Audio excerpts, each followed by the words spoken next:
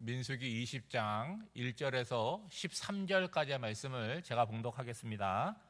첫째 달에 이스라엘 자손 곧 온 회중이 신광야에 이르러 백성이 가데스에 머물더니 미리암이 거기서 죽음에 거기에 장사되니라. 회중이 무리 없으므로 모세와 아론에게로 모여드니라. 백성이 모세와 다투어 말하여 이르되 우리 형제들이 여호와 앞에서 죽을 때에 우리도 죽었더라면 좋을 뻔하였도다. 너희가 어찌하여 여호와의 회중을 이 광야로 인도하여 우리와 우리 짐승이 다 여기서 죽게 하느냐? 너희가 어찌하여 우리를 애굽에서 나오게 하여 이 나쁜 곳으로 인도하였느냐? 이곳에는 파종할 곳이 없고 무화과도 없고 포도도 없고 석류도 없고 마실 물도 없도다. 모세와 아론이 회중 앞을 떠나 회막문에 이르러 엎드림에 여호와의 영광이 그들에게 나타나며 여호와께서 모세에게 말씀하여 이르시되 지팡이를 가지고 내 형 아론과 함께 회중을 모으고 그들의 목전에서 너희는 반석에게 명령하여 물을 내라 하라. 내가 그 반석이 물을 내게 하여 회중과 그들의 짐승에게 마시게 할지니라. 모세가 그 명령대로 여호와 앞에서 지팡이를 잡으니라. 모세와 아론이 회중을 그 반석 앞에 모으고 모세가 그들에게 이르되 반역한 너희여 들으라. 우리가 너희를 위하여 이 반석에서 물을 내려 하고 모세가 그의 손을 들어 그의 지팡이로 반석을 2번 치니 물이 많이 쏟아 나오므로 회중과 그들의 짐승이 마시니라. 여호와께서 모세와 아론에게 이르시되 너희가 나를 믿지 아니하고 이스라엘 자손의 목전에서 내 거룩함을 나타내지 아니한 고로 너희는 이 회중을 내가 그들에게 준 땅으로 인도하여 드리지 못하리라 하시니라. 이스라엘 자손이 여호와와 다투었으므로 이를 무리라 하니라. 여호와께서 그들 중에서 그 거룩함을 나타내셨더라. 아멘. 지금 이스라엘 백성들이 광야를 지나서 가나안을 향해서 갑니다. 결과적으로 보면 이 광야 여정을 한 기간이 무려 40년이나 걸렸다는 거예요. 여러분, 처음부터 40년이 걸린다고 예정되었던 것이 아닙니다. 왜 40년이 걸린 것입니까? 장차 들어갈 가나안 땅을 가서 보고 오라고 정탐꾼을 보냈습니다. 그들 가운데 다수가 그 땅이 좋은 땅인 것은 틀림이 없지만 우리가 들어갈 수 없다. 그 땅에 사는 사람들은 강하고 그 성은 견고하기 때문에 들어갈 수 없다. 부정적인 보고를 했잖아요. 그때 이스라엘 백성들이 어떤 반응을 보였습니까? 울고 불고 하나님과 모세를 원망해서 우리가 다 죽었으면 좋겠다. 그런 이야기를 하게 되잖아요. 그 말이 하나님의 귀에 들린 대로 그들을 광야에서 죽게 하려고 40년의 시간이 걸리게 된 거예요. 그러면 여러분, 하나님께서 그런 말씀을 하시면 그 말씀은 변경할 수 없는 것입니까? 정말 40년을 돌아야 되고 그 가운데 출애굽 1세대가 다 죽어야지만 되는 것입니까? 하나님의 말씀이 주어졌지만 그 말씀을 얼마든지 이스라엘 백성들이 돌이킬 수 있잖아요. 어떻게 하면 돌이키겠습니까? 회개하면 된다라고 생각을 할 거예요. 물론 회개가 필요합니다. 근데 회개는 어떻게 하는 거예요? 말로 우리가 잘못했습니다. 이걸로 끝나는 게 아니잖아요. 그 다음에 살아가는 삶의 방식들, 그리고 그들의 입에서 나오는 언어가 회개에 합당한 언어가 있어야 되고 회개에 합당한 행동이 있어야 된다는 거예요. 그런데 결과적으로 40년이 걸렸다라고 하는 것은 뭡니까? 그들의 행동과 그들의 언어가 바뀌지 않았음을 이야기하는 거죠. 오늘 보면 1절을 보면 이 출애굽 여정 가운데 어느 시점이 정확히 나오지가 않습니다. 알 수가 없어요. 이게 뭐 출애굽 3년쯤이라고 하는 사람도 있고 출애굽 40년이 다 이르렀을 때쯤이라고 말하는 사람도 있는데 그건 중요하지가 않습니다. 하나님께서 출애굽 1세대가 광야에서 다 죽게 될 것이라고 하는데 그거에 대한 보고를 하잖아요. 누가 먼저 죽습니까? 모세의 누이였던 미리암이 죽음을 보고하잖아요. 그렇죠? 이게 미리암으로 시작이 돼서 마지막에는 누가 죽습니까? 아론과 모세의 죽음을 기록함으로 말미암아 하나님께서 말씀하셨던 것이 성취되었음을 이야기하는 거예요. 슬픈 일 아닙니까? 얼마든지 중간에 변경할 수 있고 하나님의 마음을 바꿀 수 있었음에도 불구하고 출애굽 한 1세대가 여전히 그러한 모습으로 살았기 때문에 결과적으로 40년이 걸렸고 그들은 그들이 말한 대로 광야에서 다 죽었다는 거예요. 여러분, 성경은 출애굽 40년의 역사를 다 기록하지 않습니다. 첫째 날 뭐 무슨 일을 했고 40년을 일기처럼 기록하지 않아요.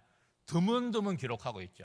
근데 출애굽 여정 가운데 어떤 내용이 성경에 기록되어 있다.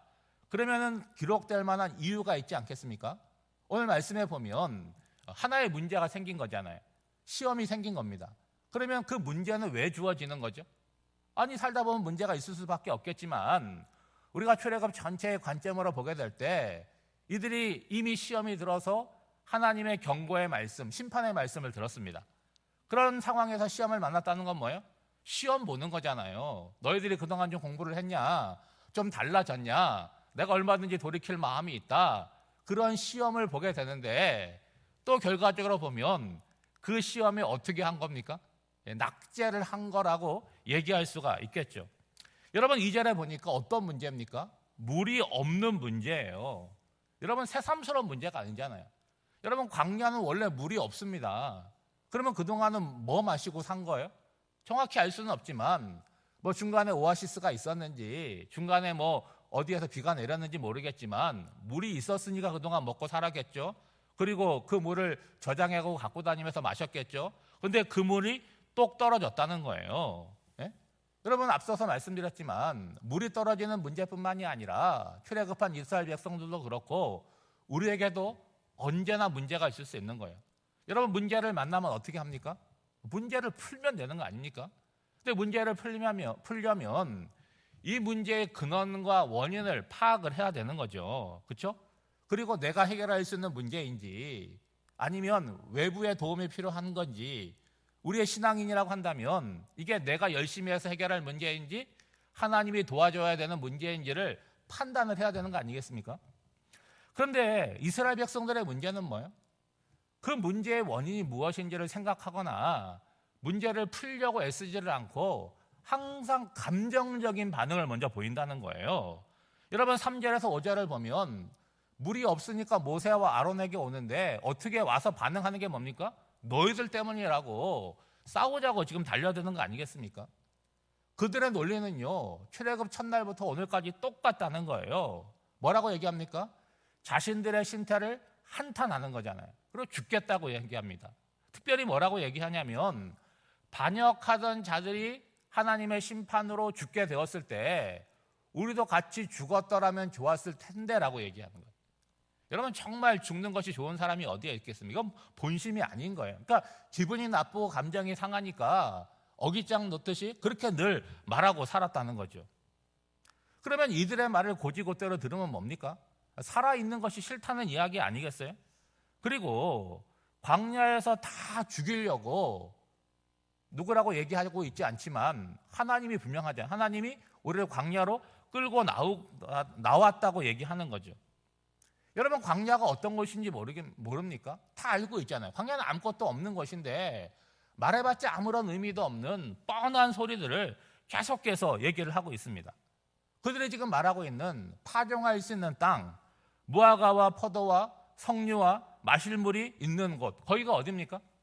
거기가 가나안인 거예요. 그 가나안을 향해서 지금 가고 있는데 지금 광야에서 뭐라고 얘기하냐면 애굽은 그런 땅이었는데 우리를 거기서 끌고 나와서 이 광야에서 우리를 죽게 한다. 가나안은 생각하고 있지도 않는다는 거죠. 언제나 모세와 아론은 이런 문제, 이런 원망을 받잖아요. 자신들이 해결할 힘이 없습니다. 어떻게 합니까? 하나님께 이 문제를 가지고 나갈 수밖에 없다는 거예요. 여러분, 이스라엘 백성들도 모세와 아론도 다 똑같은 사람이에요. 근데 보시면 뭐가 다릅니까? 하나님께 책임을 맡았고 책임이 없는 사람들이잖아요. 책임이 없는 사람들은 뭘로만 반응합니까? 불평하고 원망하는 걸로만 반응하잖아요. 아무런 역사도 일어나지 않아요. 근데 모세와 아론은 책임을 받았으니까 책임을 주신 하나님께 이 문제를 가지고 나가는 거죠. 가지고 나가지고 하나님은 어떻게 하세요? 응답을 해주신다는 거예요. 여러분, 이 상황에서 하나님은 어떻게 반응을 보이겠습니까?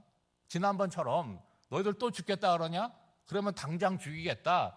그렇게 말씀하지 않잖아요. 그렇게 말씀하면 뭐 이스라엘 백성들이 하나님이랑 뭐가 다르겠습니까? 여러분, 예전에 자녀들 기르면 혼낼 일이 있잖아요. 근데 혼내고 밥 안 줍니까? 밥 먹여놓고 혼내잖아요. 예, 그 밥 먹을 때 좀 불안하죠, 그렇죠? 하나님도 그렇잖아요. 일단 문제를 해결해 주고 얘기하자는 거예요. 그래서 여러분, 8절 말씀에 보면 회중들을 다 모이게 하라는 거예요. 그리고 그들이 보는 앞에서 지팡이를 들고 반석에게 명령하여 물을 내라고 하십니다.